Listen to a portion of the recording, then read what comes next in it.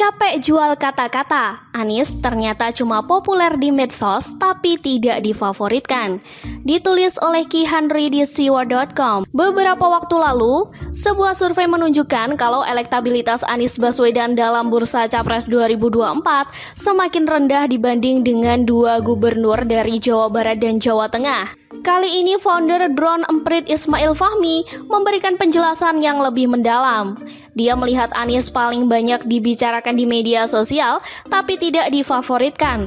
Hal ini berbeda dengan Ridwan Kamil dan juga Ganjar Pranowo. Penyebabnya adalah meskipun pendukung Anies banyak, tapi sentimen negatif terhadap Anies tidak sedikit. Ismail mencoba memperlihatkan hal tersebut melalui Social Network Analysis atau SNA, atau peta percakapan orang yang ada di Twitter. Peta itu dilihatnya sejak 9 Mei hingga 8 Juni 2020. SNA untuk Anies terlihat ada dua kelompok hijau dan merah. Kelompok hijau yakni kelompok yang paling besar berasal dari klaster pendukung Anies. Ini pendukungnya Anies gede banget, kata Ismail.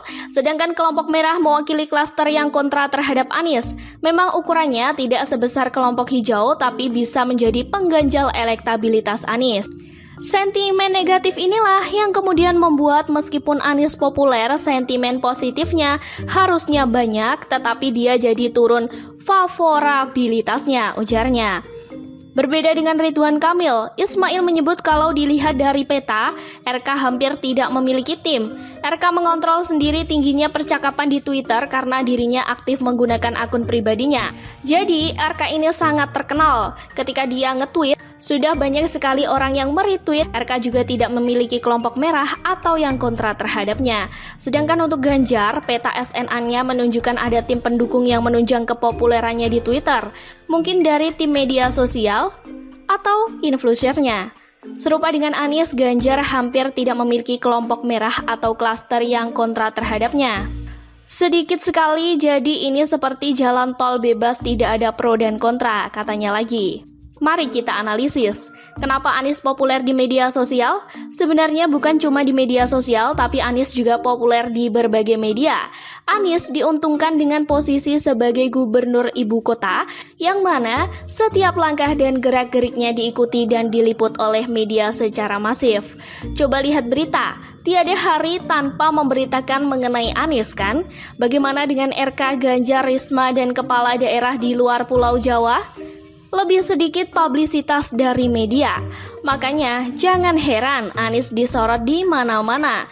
Tapi itu bukan berarti dia menjadi sosok yang difavoritkan dan dipuja, kecuali oleh pendukungnya sendiri. Haters juga banyak tak terkira.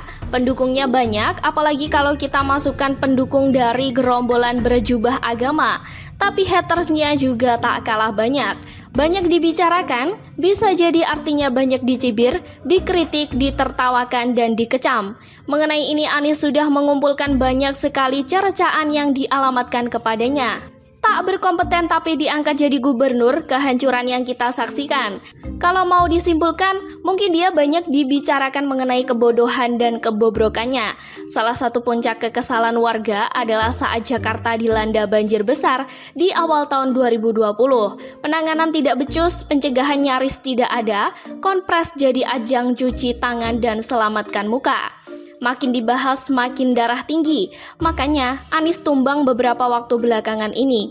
Apalagi kalau kita mengingat kembali bagaimana isu SARA, jurus menakuti pakai mayat dan iming-iming surga, tentunya kita sangat geram dan kesal bukan main. Banyak juga orang yang tidak senang dengan pertarungan pilkada model begini. Apalagi sang pertahanan waktu itu terus dibombardir dengan isu agama oleh penjual agama yang suka demo di Monas. Dan jangan lupa bisa jadi kelompok merah yang dimiliki Anies adalah sebagian dari kelompok hijau yang mungkin sudah tobat dan insaf dengan ketololannya, yang memilih karena takut mayatnya dibiarkan terlantar, yang ngiler dengan iming-iming kafling surga sekian hektar. Menteri yang dipecat kok diberi tugas yang jauh lebih berat?